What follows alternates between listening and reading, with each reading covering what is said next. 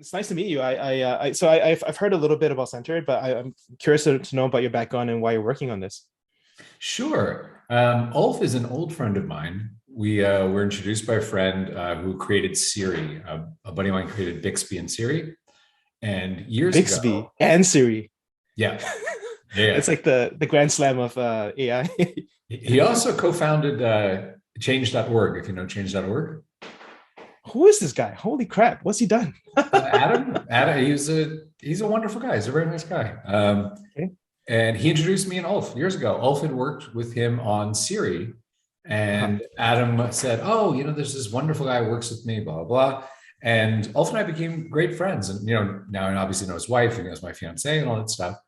And it is because of Ulf that I'm doing this. He is the one who, a couple of years ago, was there's Ulf, yes. Nice. So Ulf was the one who was staying with me and Laura down in Marina Del Rey, California. Like this had to be fall of 20, I guess. 19? Before the pandemic. It all seems like stretchy time. And Ulf had said he wanted to leave what he was doing. And he'd been, at Descript and Postmates and all these companies. And he wanted to create a mindful to-do list. And the description didn't grab me, to be blunt. But to his credit, because he's a very persistent and very diligent guy, built a prototype, raised a little pre-seed money, and showed me what he was doing. And the thing that really grabbed me about it was it was the beginning of a to-do list that actually helped you get things done. And I have abandoned so many to-do list apps, going back like Wunderlist and Clear to all the usual Asanas and stuff like that. And that to me really was interesting. And Ulf's like, I'd love it if you did this with me. I think there's an opportunity to help people. And I think it's a big thing in the world, Sean. Like so many of my friends either work at or have worked at one of the meta companies, Twitter, Google, TikTok. And I'll be super blunt. There are great financial incentives to steal people's lives. It's like if you can get 1 second more of time on site, time in app, you will be wealthy. Your children will be wealthy forever. And they have huge computers at their disposal and amazing marketing organizations. And their whole goal is to steal your life, sell it to advertisers. Who's on the other side of that battle? Not many. That's what I'm saying. That is it. And Ulf laid out a very interesting mission. He's like, I think the world needs something that allows you to regain your productivity and regain your focus. So we rebranded it as really a flow state app. It's like a to-do list that actually helps you get things done. It doesn't just aggregate tasks and allow you to assign colors to them. You know what I mean? It was really about how could we look at the great thinkers in this area. And I've been lucky to have met now, Cal Newport and Ryan Holiday and, talked to some of Jamie Wheels guys and all that about those simple things of just monotask. Turn off social media, block your distractions. Hey, you know what? Science has shown that this kind of music helps you get into flow. Let's go compose like 150 hours of that and put it into little channels for you. That's basically what we did is we just said, the world could use someone fighting to help you regain your life because there are huge corporations that are stealing it. And no kid is going to write the next great American novel scrolling on Instagram. No one's going to cure cancer watching a viral TikTok shuffle dancer. Right. So that's why that is why. And Ulf's very passionate about this. He pulled me in. Awesome. So, one bit of commentary on this. The to-do list market is something I struggle to understand just because obviously it's huge. Obviously people have pain. Nobody loves their tools, blah, blah, blah. So my hesitation to work on things like this is that I feel like it's very personal. I think what if the solution that you end up on is only fits for like a certain type of personality, right? And that's it. It makes a small number of people very happy, and then it's one of many solutions out there that struggle to distinguish themselves. Like how do you think about that when choosing to spend your time on this or not? Well, I'll tell you, I came out of producing film, so I was an executive as a vice president at 20th Century Fox over at DreamWorks, and there are some films that you make that are very broad appeal. The company where I worked, we did Transformers 1 and 2 and Star Trek 11 and like big stuff. I was the executive on Die Hard and Wolverine series. So there's some movies you're like, this is a swing for the fences, you know, like bases loaded kind of $150 million movie. There are other movies you make because there is a small audience of people that this could change their lives. And it's not 100 million people in opening weekend. It may be 50,000, but you're going to affect their lives in a material way. I think it's the same thing about this. The reason we've been growing so quickly, and I'll tell you, the first two versions, we didn't have it right. The third version, the one that's out right now, is the one that suddenly hit the inflection point. But the reason this version works is because some people have said, wow, I hit this button to get flowing and it helps me get in my flow state. My notifications are blocked. The music is beautiful. It lulls me into like doing my work. And that guy, Noah, you know, our virtual coach, he does nudge you. You know, you open up Facebook or YouTube, he's like, do you really need to be in YouTube right now? And it's hilarious, but it's important that someone goes, hey man, if you want to do an hour's worth of work in 40 minutes, don't open up your messages right now. So that's why I think it's worth my time. That's why everyone on the team. And I think that's why we've got a number of people tweeting about us, because you hit that button and it's like no other to-do list on earth. Gotcha. Okay. Well, you mentioned Cal Newport. How does this fit with time block planning?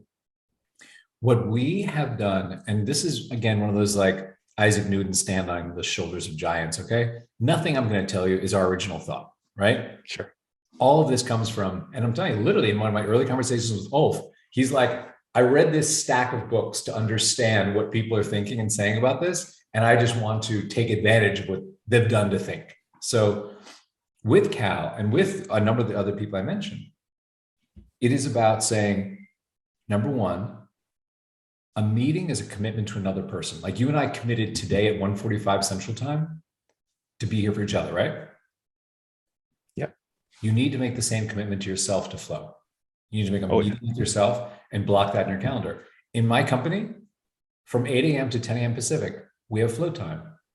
We don't bug each other. There's no expectation you're going to be on Slack, like chattering back and forth with answers, but it is the deep work time. It is the Cal's like no social media, monotask, block this out. And it's magic for me. Like in that time, I actually can think. I don't have this barrage of, you know, people asking me for approvals and people asking me for, you know, feedback and stuff. Yeah, I totally see that. All right. Do you mind? Sorry, I keep coming up with questions. I wanna leave some time for you to. I'm so appreciative you're so engaged. I didn't know what this conversation would be like when Kent was like, "You should talk to Sean." I'm like, I'm happy to talk to any friend of yours. I try to be thoughtful about like productivity, but also I think that. So it's funny. I listen to podcasts while I work, and it's kind of like background noise for me. You know, sometimes it's a music podcast, but a lot. Very often it's Cal Newport's podcast just going on as I work to remind me to do deep work as I do deep work. You will hear us on his podcast next week. Oh, that's awesome. Congrats. Yeah, that's awesome. I was talking to Cal and, you know, obviously it was hard to get in touch with, but I'm a persistent person. And I was talking to him about, hey, we've applied your principles here. I said, we would love for you to talk about this. And he introduced me to the guys who basically handle his, you know, mid-roll ad sales. And I said, we would love for you to mention this a few times in January. So download it for Cal, and he's talking about it in his own Cal way in the next week. That's awesome. Yeah, and I really enjoy the philosophy, and also, you know, I've tweeted about these similar things in a few times as well. Okay, I have one more question because before you know, we don't have that much time together. Do you have the old version of your app up anywhere? Somewhere I'm sure I could download it and reinstall it, but I'm only running the newest alpha right now. Okay, because I wanted to understand what was the difference between V2 and V3 that really, in your mind, made it much more successful. Oh, that's a great question. I'll tell you, version 1 was very much a single player game. And version 2, we integrated co-working and this idea of flow states and like being able to see each other. Version 3, almost like math, 1 + 2 = 3. Version 3, I think we found a better balance. And by this, I mean, everything is iterative. I will look back on this conversation in 6 months and laugh at what an idiot I sounded like, okay? Because hopefully like Reid Hoffman said, if you don't look back 6 months later and think you're an idiot, you're not moving fast enough. Yeah. But I'll tell you what I think we did, and I give a lot of credit to Ulf for this, is it was finding that balance of how much people want to feel the energy of each other. Like this whole pandemic has accelerated disconnection and loneliness, right? So I love the fact I can go into Centered and see tiny video feeds of people around the world, some kid doing their term paper in China, some guy working on an engineering thing in Abu Dhabi, and we don't chat, we don't talk, but just that feeling of I'm not alone.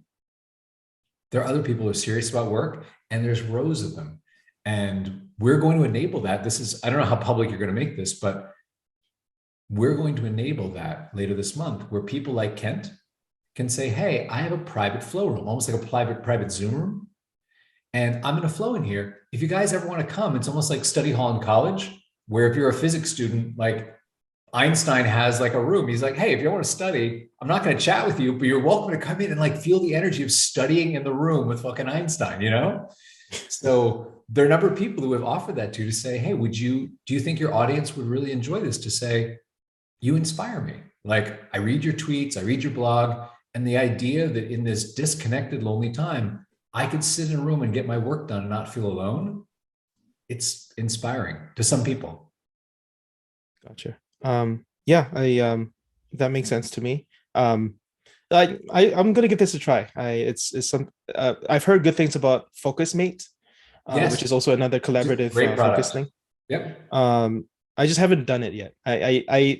I'm too noisy when I work. Like I sing when I work. Like but maybe it's you just need to try it out a few times and see the difference. And I just haven't. So I feel like Kent recommending you here is his subtle nudge to me to go do it instead of just sit on the sidelines. I'll tell you a closing thought about what we're doing. And I really hope this does become a tool. You're very specific, I can tell, and you're very particular in how you integrate things into your methodology, right? The thing that's magical about Centered is you can drop a couple of tasks in, 3 things, and say, you know what, I have an hour. When you hit the get flowing button and you go into this bubble where there are no notifications, there's music, or you can actually choose rain, and soon there'll be like coffee shop sounds. So you can choose like what environment you want. And then Noah keeps you on track and he congratulates you. You get something, you mark something completed, and he's like, great job. That's the magical experience. And I know when people get to that, it's just like a movie. You know that in the movie, when they get to minute 45, that's the moment when they see the monster and they're like, oh my God, this is amazing. For us, that minute 45 is when they hit get flowing and they go, this is like nothing else. I hope it's a useful tool for you. I'm available anytime you want to chat. If you hate it and you want to give feedback about how awful it is, dude, I'm here. Yeah, I know. The worst thing is apathy. Love and hate, it's the 2 sides of the same coin. That is true. Yeah, for sure. Very true. Sure. Yeah. Okay. Yeah. Is there anything that you wanted to ask me? I mean, I've got time. I don't know if you have to go. No, I have tons of time. I also want to respect your time, because the experience, there's nothing, that expression about writing about music is as successful as dancing about architecture. No, I didn't know the expression, but it's a great expression. Sometimes it's hard to capture in one medium what the other medium is like, right? Yeah. So my greatest hope is this: when you try it, and I would say download the desktop app, the native app, because it's like butter. It's beautiful. I assume you're on Apple. Yeah. Download the native Mac OS app. I'll give you a premium account so you can adjust all the customizations, however you want it to work for you. And when you hit get flowing, I hope that 5, 10, 30 minutes into that, you have that moment of like, this is actually a beautiful tool crafted with love by people like Erik, whom you met at the conference. Like, he is a huge engineering force in our company. That's my fondest hope. And I don't want to take all your time today, but if you have thoughts, if you have any ideas about it, those are so meaningful to us, because it's a really young company and that's how we're learning how to develop it. So even if it's something negative, I really am open to hearing it. Awesome. I will try it out. Thanks so much for speaking to me. I mean, I feel at peace already, and I feel inspired to go be more productive. So you have a very calming, soothing voice. I think it really fits. I appreciate that. I'll tell you, I've done a lot of things in my life, Sean. I worked in advertising, I've worked in film, and both my parents are engineers. They were engineers at IBM. So I worked at IBM for a while as a software engineer. This is the thing that I'll be most proud to tell my children about. I love the broader mission and the storytelling that exists there. I mean, it's kind of storytelling in the marketing side of things, but it's a genuine mission. So it happens to be authentic. So okay, I will hope to yeah. speak to you the next week or so and hear any thoughts that you have. Yeah, and I appreciate you offering the account as well. So I'll go try it out. Yeah, I'm gonna stop recording. Oh, okay. As soon as you sign up, shoot me.